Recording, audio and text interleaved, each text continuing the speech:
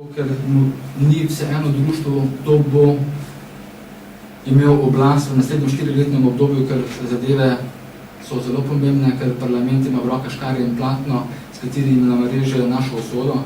Tega se nažalost marsikdo ne zaveda in je zelo indiferenten v vseh dogajanj, ki se dogajajo. Ampak društvo je izdalo ta časopis, izredno številko, kot sem rekel, z 2 tekstoma. To sta 2 teksta, Volilci pozor in pa Katoliška cerkev in tajkunstvo. Namreč, to čisto kratko predstavljamo, ker si tako lahko potem vsak sam to prebere, časopis Volilci pozor, kaj je v bistvu tega teksta, mi pač pozarjamo slovenske volivce, da naj razmislijo, ali bodo volili tiste, ki so povezani s cerkvijo, ali pa tiste, ki se sklicujejo na krščanske vrednote, ali to, zato, ker je treba razmisliti, kaj za temi krščanskimi vrednotami, kaj za tem stoji, ali res stoji nekaj pozitivnega, ali so to te pozitivne vrednote samo krinka za nekaj čist drugega, da ljudje to razmislijo. Kajti recimo, obstaja ena zelo zanimiva pojmovna prevara, namreč domači so tako, krščanska stranka, nekatere stranke imajo celo v imenih, krščanska stranka ali nekaj podobnega. Še bolj kot Slovenije to druge, recimo v Nemčiji, tam je to dosti tega. Ampak tudi v Sloveniji zdaj vidimo, da se ustanovila še ena krščanska stranka. In če pogledate, recimo, kako se to naredi zelo prefinjeno, Kristus je dobro, ker večina ljudi pravi, Kristus v osnovi je dober. In reče, Kristus je dobro, zato krščansko dobro. Zato je tudi krščanska stranka dobra, oziroma krščanske vrednote dobre.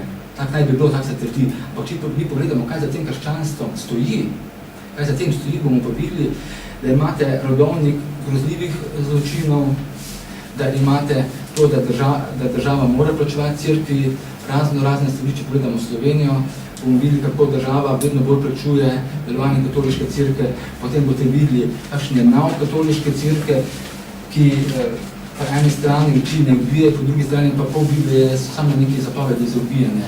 In to, vse po našem mnenju, pa po nekem logičnem razmisleku ne more reči, ne može, da je Kristus rekel, treba kamenje tam, recimo otroke, ki so neposlušni, kaj takega. To dvomim, da vas Kristus kakšno zvezo. Skratka, mi v bistvu tu predlagamo volivcem, da so res pozorni, da razmislijo, ali je res krščanska stranka, ali tisti, ki se sklicujejo na krščanske vrednote, ali res to prava zadeva, ne malo pogledajo, preverijo to, ali res so dejanja prava, ali tudi nauk pravi. Gre se za to, da ljudje razmislijo. To je en tekst, drugi tekst je pa Katoliška cerkev in tajkunstvo. Namreč, veste, da se vodi, rečemo, tajkunska vojna, ki jo vodi obstoječa oblast proti tajkunom. Ampak, veste, če vam pogledamo okoli sebe, lahko vidimo, kje je največje tajkunstvo, kje? A so zdaj ti, ki zdaj v javnosti prikazujejo kot tajkune, so tajkuni, ali niso to se mi ne spuščamo.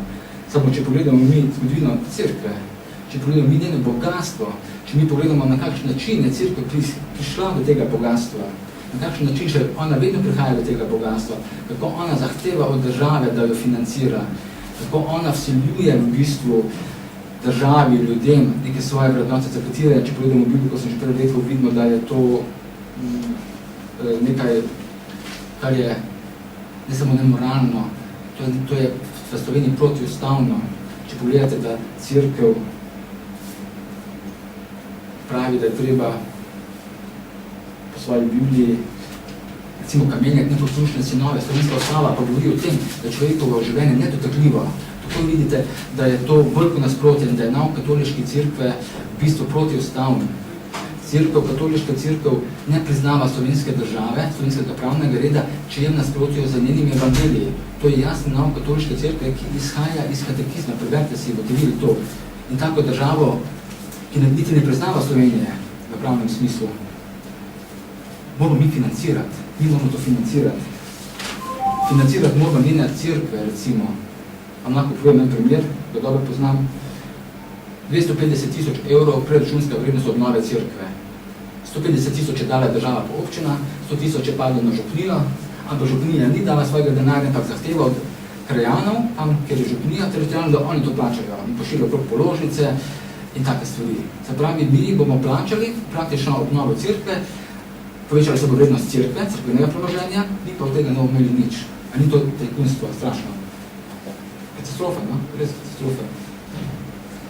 Pa, seveda, cerkev dobijo denar še za druge svoje dejavnosti, šolstvo sem že omenil, za medije, se pravi, kaj plačujemo, Radio Ognišče, smo videli, da so dobili denar, se pravi, plačujemo cerkveno prižnico, ker cerkveni mediji so prižnica cerkve, pa vse take stvari smo noter navedli smo tudi nekaj podatkov bogatstvo cerkve v Sloveniji, v svetu in vprašanje je na koncu samo to, kaj cerkev za to, kar dobi od države, ljudem nudi, kaj jim nudi. Preko Karitasa pravijo, ja, pomagamo revnim.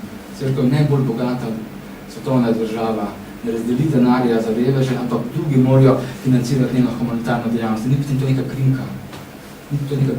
Več 1000 milijard evrov je vrednost cerkvenega premoženja po svetu. In cerkev potem drugje prosjače za denar, da daje potem revežem. Pa če poznate cerkveni nam, boste vedeli, da cerkev še vedno stoji na stališču delitve sveta na revne in bogate. Ona to stalno podpira. Revni morajo biti in bogati. Seveda med bogate spada ona in pač njeni predaši.